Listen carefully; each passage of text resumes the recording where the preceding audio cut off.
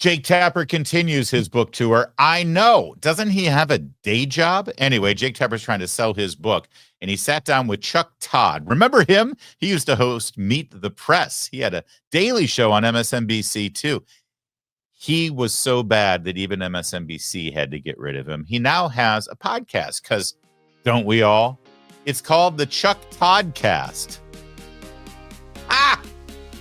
That's actually more creative than Larry. Anyway, Chuck Todd had Jake Tapper. Boy, you talk about what is this, like the 5th, 6th, 7th round of interviews to sell your book? You talk about the G list, the H list. Okay, Chuck, I'll do your freaking podcast. Because, Jake Tapper and Chuck Todd have something in common. Before they were journalists and in the media and read teleprompters on television because they're impartial, unbiased journalists. Before that, they both worked on Capitol Hill for Democrats. So that's good. Talk about the good old days when they didn't pretend to not be Democrats. So, of course, the conversation turns to Joe Biden, who had mashed potatoes for brains, as you know. And Jake Tapper, of course, selling his book about how people at the White House covered it all up, even though Jake Tapper can't use his journalistic skills to tell us any of the names of the people who covered it up. And then the conversation turned to Joe Biden, the man. For people who watch this show, you know that on a regular basis for the last couple of years, I have told you that Joe Biden is a bad person. By their fruits, you will know them. Well, take a look at the people in Joe Biden's life. Look at his dysfunctional family. Look at his son. Look at everything around him. And look at how he treated Robert Bork. Look at how he treated Clarence Thomas. Look at how he treated Mitt Romney and Paul Ryan, for that matter. Look at how he treats everyone around him. He's a bad person. He's a nasty jerk. But here in Washington, D.C., you say something like that, you don't get invited to any of the parties because everybody knows that Joe Biden's a great guy and a great family man and a wonderful, loving father. But now suddenly all the pieces are starting to fall into place for Chuck Todd and Jake Tapper. Take a look. So for me, the original sin was running in the first place. Oh, well, yes, I've heard you talk about this because his family was in crisis. Right, because his daughter and his son were addicted to drugs.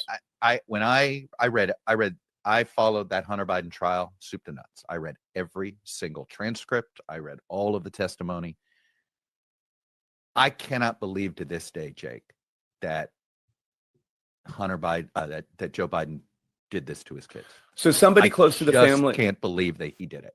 Somebody close to the family told us, and this is in the book, that everybody knows, some of the family aphorisms like, my word is a Biden, or, et cetera, et cetera. A lesser known Biden family saying is don't call a fat person fat. And by that, they mean it's not about politeness. It's about hiding truths, not acknowledging truths. And this person close to the family suggested that there are lots of truths that the family did not want to face up to. One, Bo is dying. Mm-hmm. 2, Hunter is addicted to drugs. 3, Joe Biden cares about his family more than he cares about anything else.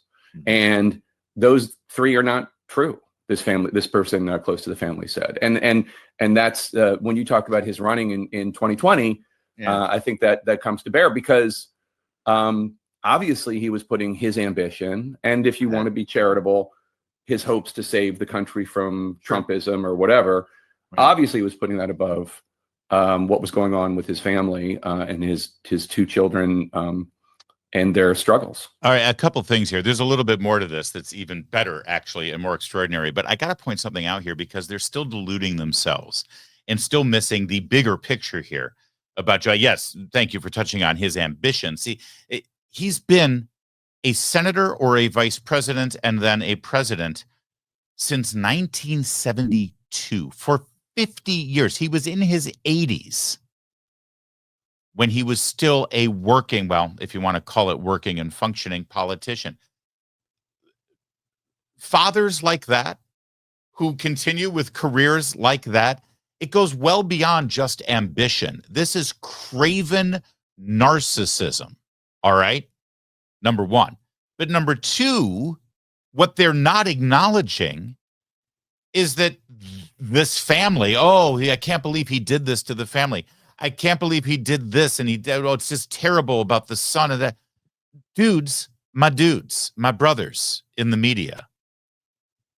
You're either lying to yourselves, you're lying to us, or you're just stupid. And you don't follow what's going on in the news. And I really suggest you follow the news, Chuck and Jake, if you're going to do a podcast and talk about the news. You can't believe Joe Biden did this to his family like this was some selfish thing. Joe Biden financed that family. No Biden did anything, paid for anything, afforded anything, acquired anything, achieved anything, were it not for Joe, for the big guy. He was the head. They still refuse to recognize that he was the head of a major crime family. And all of the income funneled through him and his titles and his connections and his career. All of it. You think Beau Biden would have been the Attorney General of Delaware if his dad wasn't Joe Biden? You think Hunter Biden would have gotten on the boards of these companies if his dad weren't Joe Biden? Look at the money. You think his brother would have had any success at all? If anything, the family is just as responsible here. This isn't something that Joe and Jill did and inflicted harm by being negligent to Hunter and all the other Bidens. Are you kidding? Hunter desperately wanted Joe to do what he did. Otherwise, who else is going to pay for his addiction? Who else is going to pay for his Porsche in his house in Malibu? Who else is going to pay for his high-flying lifestyle and the prostitutes allegedly on his laptop? They still can't recognize this. Joe had to be there because otherwise the entire Biden family would be in poverty. They'd have nothing. That's how these things work. There's another thing I want to get to, but I got to point out, and I'm sorry for doing this, but it's what they get for having a podcast. Chuck Todd. Chuck Todd's the dude with the squirrely ginger beard right there with the taupe-colored golf shirt. I've turned the audio off so we can watch this together, but just watch him during Jake's answer here. Do you see this? Am I the only one? What the hell is he doing? Chuck, are you is he sitting on one of those bouncy ball chairs that are supposed to be good for your lower back? Does he like have a nervous tick or something? Or is this, I dare say, a Tubin situation? I mean, honestly, what the hell am I seeing right now? Okay, I just wanted to point that out because it sort of stuck out to me that there was a whole lot of, maybe he's just a jittery dude. I don't know him. Met him only once. It wasn't a good scene. It was at the 2012 Democrat convention in Charlotte, and he was very mean to me and to Breitbart. So we'll leave it there. But I just wanted to make sure you all saw what I saw, because that's not normal behavior when you're on camera.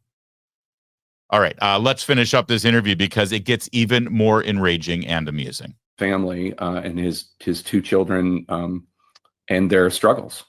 Look, I mean, you and I covered, for most of our professional lives, the story of Joe Biden was this guy cared about his family so much he commuted home every night from Washington. Now, by the way, what else you could say is this man was so ambitious right. that after his family went through that tragedy, he commuted every day to work. Right. Like it's the same story. He had his narrative. His sister help raise his boys. I sit here, I look at this and I think, were we sold a 40-year bill of goods? I try to be charitable. I try to extend grace and the benefit of the doubt. I try not to yell. Except when it comes to the media, because they don't deserve any benefit of the doubt. They don't deserve any grace nor any charity. Did Chuck Todd just, it seems like we were sold a bill of goods. Dude, first of all, you bought the bill of goods. You financed your house to pay for the bill of goods. And then, by the way, you were really more of a reseller and distributor because you were in the business of packaging that bill of goods and selling it to us. You were sold a bill of goods? Gee, if only you were in the profession where you wouldn't just take something like a bill of goods sold to you for the last 40 years as, conventional wisdom or the truth or facts as we know it. Instead, when a politician, because, politicians, forgive me for extending myself, Cheer Chuck. I'm sorry if you've never heard this before, but politicians tend to sort of stretch the truth and tell tall tales about themselves and put their best foot forward and sort of pretend they're something that they're not. I know you probably didn't learn that in journalism school. It's fine. Just go with me on this. Perhaps you could have explored being in an industry or taking on a profession where your job would involve actually not buying the bill of goods at face value and actually investigating and exploring and, what's the word I'm looking for? Reporting. That's what it is. Actually, say, listen, maybe this guy isn't that good of a guy. I mean, after all, look what he did to Robert Bork. Look what he did to Clarence Thomas. Look at how he behaves himself. Look at how he talks to people. Look at how he talks about people. Maybe the fact that he gets on the Amtrak to go back to Wilmington every weekend isn't actually some badge of honor that tells me anything about his moral compass or his value as a human being. Maybe I shouldn't just digest this press release they keep giving me and regurgitate it and vomit it all over the round table at Meet the Press every Sunday. Maybe I should do my freaking job and ask questions and challenge politicians. I mean, Chuck, Jake, just like you do with every Republican that goes on your show. And then you lie about. I can't believe these people can even look themselves in the mirror at the end of the day.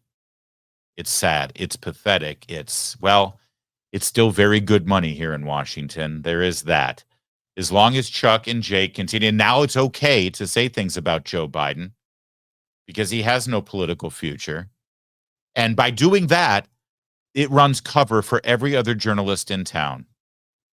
Now every other journalist can say, yeah, maybe Joe wasn't that good a guy. Anyway, I've got a news story now about Trump being Hitler, and I'm sure you'll all believe me, right?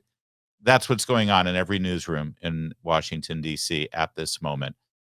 They lied to you about Joe Biden. For decades, they lied to you about Joe Biden because they wanted to believe Joe Biden because Joe is on their side, and they can't go against him. They can't tell you the truth about him. As soon as they reveal that, the whole house of cards falls down. And now they're going to continue lying because they learned nothing other than somehow to make money off of their past lies. Good for you, Jake. I mean, it's a hell of a scam, I guess.